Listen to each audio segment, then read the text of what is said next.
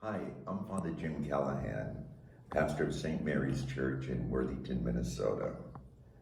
I was a member of the Society of African Mission Fathers for over 26 years, and then I joined the Diocese of Winona, Rochester here in Minnesota.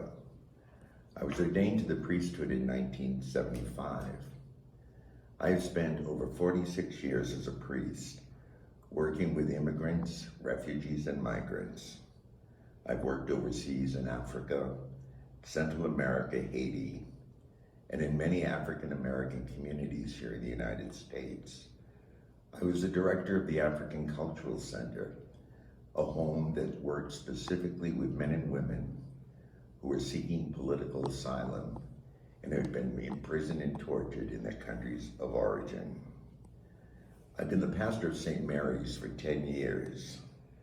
Here in Worthington, our community is about 12,000 people. Located in the southwest corner of the state, it is comprised of 64 different nationalities. 70% of our children in our public schools speak Spanish as their first language. When I first arrived here at St. Mary's, the community was divided. It was like having two parishes, the Anglo parish and the Hispanic parish, and neither one of the communities mixed with one another. We had two different parishes. We had two different parish councils, finance committees, liturgy, social concerns. And after a while, we began slowly to change.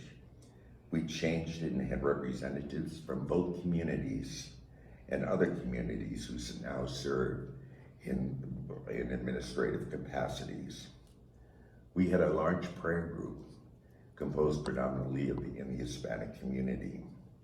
They were told that they couldn't pray in the church.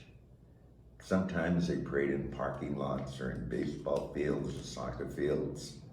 And then eventually they were invited to work and to pray in a Protestant church.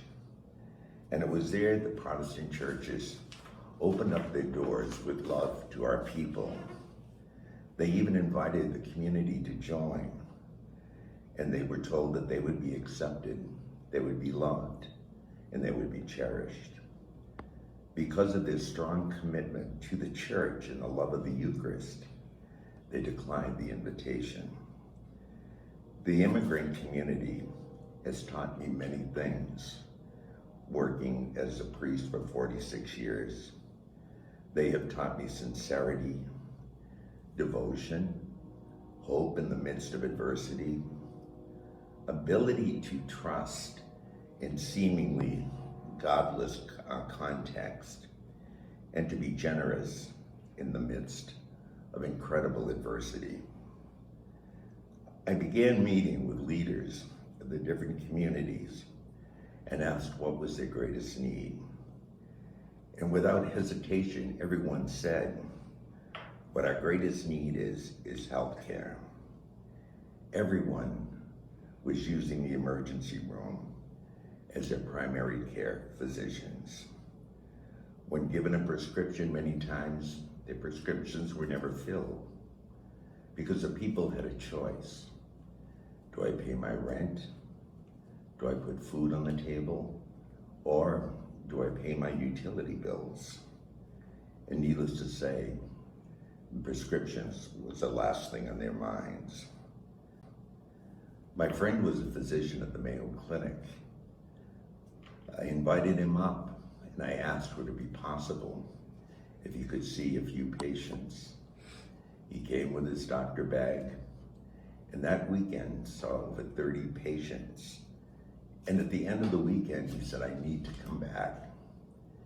He came back about a month later, and he brought a couple of more physicians with him. It was here inside of the rectory. And soon it became recognizable that we were not able to continue work being here in the rectory because we had outgrown the facility due to the number of patients. We were given the opportunity to work, to continue our clinic in a chiropractic center here in Worthington. And soon the whole notion of a clinic, now called Our Lady of Guadalupe Free Clinic, was developed. It has been 10 years since it opened its doors, and we have served over 1,500 patients within the surrounding communities in Worthington itself. We work closely with Sanford, the Vera, and the Mayo Clinic health systems. We have co-op nurses, physicians' assistants, volunteer doctors who meet on a weekly basis with many of our patients. We have a full-time office director, clinic director, and it's open 5 days a week. Since the pandemic, we've not been able to gather as a large community in front of the clinic, but slowly we're hoping to reopen our doors to continue to have specialty clinics. In 2016, when Trump was elected, as a staff, we decided we needed to make a statement to our immigrant community. It was there we told them we would do everything in our power to protect and to help them in these trying times. After weeks of prayer, after weeks of discussion and study, we as a parish staff declared our church sanctuary. We deal constantly with racism, prejudice, and discrimination, and oftentimes on a daily basis. We work very, very closely with the Immigrant Law Center up in the cities, and we've had a very good rapport and spent a lot of time working with them, and also in detention centers, and also in different holding facilities. One of the most incredible experiences that we have had is recognizing the importance of learning from the communities. We deal with racism, prejudice, and discrimination, as I mentioned. But what's most important is we're trying to build bridges between communities. In this day and time of polarization, where people are divided politically, where people are divided ethnically, and even spiritually, we are called to be men and women who our message is the gospel and our message is love. We do a lot of immigration retreats where we have a combination of Anglos and different ethnic communities, where we speak about the importance of understanding one another.